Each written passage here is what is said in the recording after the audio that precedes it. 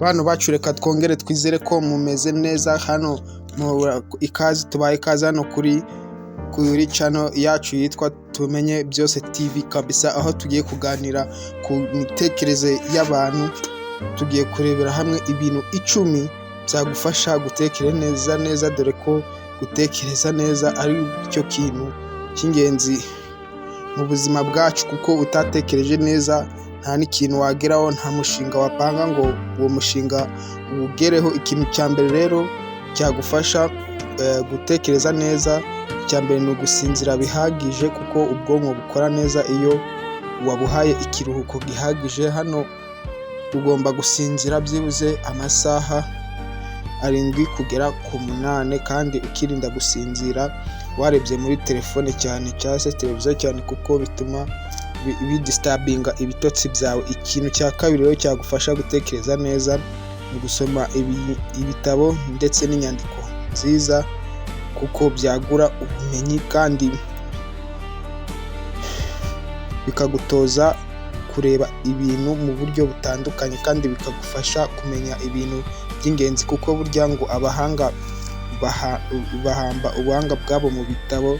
Rero iyo ugize ubushake bwo kubisoma umenya ibintu byinshi. Ikintu cya gatatu cyagufasha gutekereza neza no gufata imyanzuro myiza mu buzima ni ukwirinda gufata imyanzuro uri mu burakari, kuko uburakari turabizi iyo umuntu yarakaye afata imyanzuro itari myiza.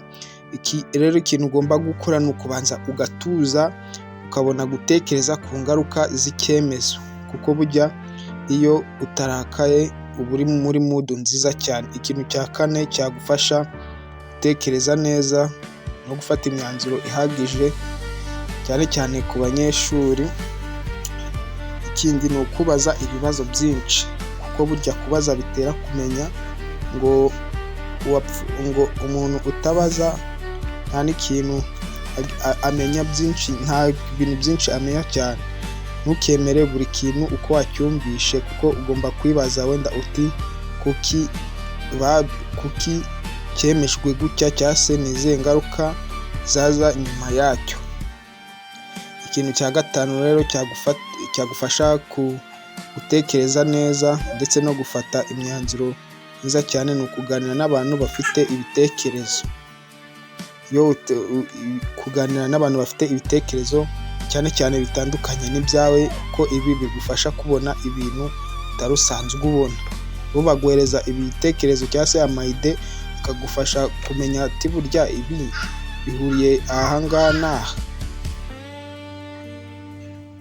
Ikintu rero cya 6 kigufasha gutekereza neza ndetse no gufata icyemezo gihamye ni ukwandika ibyo utekereza, kuko burya iyo wanditse ikibazo cyangwa ibitekerezo biroroha kugisesengura neza.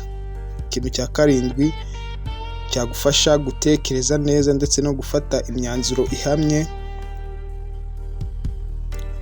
akaba ari ukugira igihe cyo kuba wenyine no gutuza, kuko urusaku rwinshi n'ibintu byinshi bihora bikurangaza bishobora kubangamira gutekereza cyangwa se kukubangamira. Muri ibi ngo mu kugira igihe cyo kuba uri wenyine no gutuza, abenshi ndetse bakaba babikora nka meditation, icyo twita meditation, aho ufite uburyo wicara. Ibi ngibi bikunzwe gukorwa n'abasportif bo bazi meditation cyane. Ikintu cya 8 rero cyagufasha gutekereza neza ndetse no gufata ibyemezo bihamye mu buzima kandi by'ingenzi ni gukora imyitozo ngororamubiri, kuko harimo nko kwiruka, harimo guterura icyuma, harimo kwigorora, aribyo benshi bita yoga, kuko iyi myitozo ifasha umubiri n'ubwonko gukora neza kandi ikagenda igabanya stress.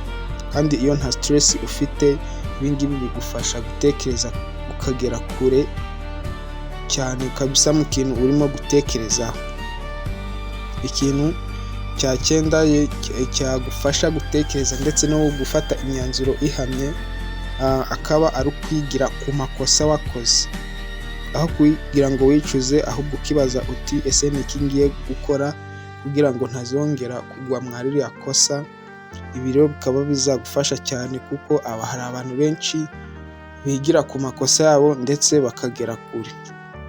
Ikintu cya 10 ari nacyo cya nyuma kigufasha gutekereza neza ndetse no gufata imyanzuro myiza mu buzima. Ikindi ntukemere ko ubwoba, umujinya cyangwa ishyari cyangwa irari bigufatira icyemezo, kuko hari abantu benshi ubwoba cyangwa se umujinya bimubata cyangwa se akaba ari ibintu kabisa bimutera ku buryo ashobora gufata icyemezo kitari cyo, cyangwa irari, kuko hari irari ry'amafaranga, hari irari ry'imibonano mpuzabitsina.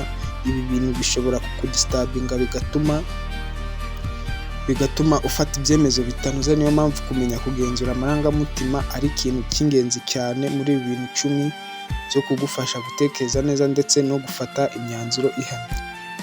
Aha ugomba kujya utekereza mbere yo gukora, ukavuga ati ese iki kintu ningikora ndetse ese biraza kugenda bite. Ikindi kintu kimwe cy'ingenzi rero ni uko umuntu utekereza neza si umuntu uzi ibintu byose. Ntiwumve tuvuga gutyo ugire ngo ni umuntu uzi ibintu byose, kuko aba ari umuntu uzi guhagarara akabaza ibibazo, agasesengura amakuru ndetse akareba ingaruka, hanyuma agafata icyemezo. Ibi bintu rero nibyo by'ingenzi bya mbere bituma umuntu abasha gutekereza neza ndetse no gufata imyanzuro ihamye kandi myiza y'abantu b'abagabo cyangwa se y'abantu batekereza neza. Rero murakoze, mwari muri kumwe na Adolphe Muhire. Kore subscribe kugira ngo dukomeze tubagezeho ibiganiro byiza. Murakoze cyane, turabakunda.